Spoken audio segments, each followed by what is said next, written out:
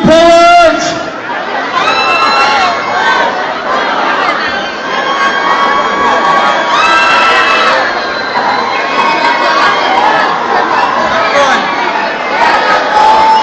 Sanibona. Ngiyezwakala? Igama lami nguAyanda ngokwamsomi isibongo. Ngumntana kaNkulunkulu ngisindisiwe. Ngizokhuluma nje ngosisi wami nobhuti wami lawa modelayo. Ngicela bandla ninginike ithuba. Bengicela nje ithuba nje lokunithi bhadla nje ngentsha yasekhaya. Abantu abasha kwizinto zomhlaba, babasha kwizinto zezulu. Yebo, ngicela ukukhuluma ngodadewethu nomfowethu. Ngicela ukukhuluma ngodadewethu nomfowethu. Ngicela ukukhuluma ngosisi wami. Can I please speak about my sister?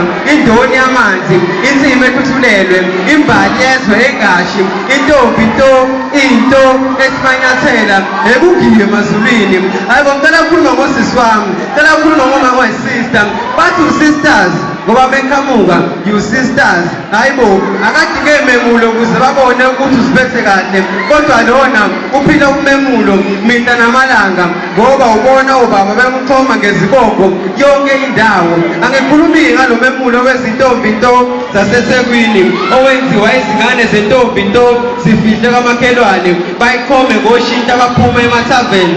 Khani ngizwe kahle, usisi wami ngeke umfice kuma-plan 6 ama-gold 5 ebhalwe 4 bemncela nge-3 twice 2 befuna nje ubuntombi bakhe obi-1. Phela usisi wami akayena u-0 uthi gelekeke ezonweni masebethi akekho ezintweni, kodwa bona laba bathi akekho ezintweni banje bafuna umthandazo wakhe masebefuna ukuphuma ezintweni. Akabazi ngisho ukujola shame, phela wonke umfana usaphenduka ubhuti wakhe bahluleka nokumshada ngoba bamukana ngenani lezinkomo kanti abazi ukuthi bathengwa ngegazi. So she is priceless. Ungumistress ongena-stress.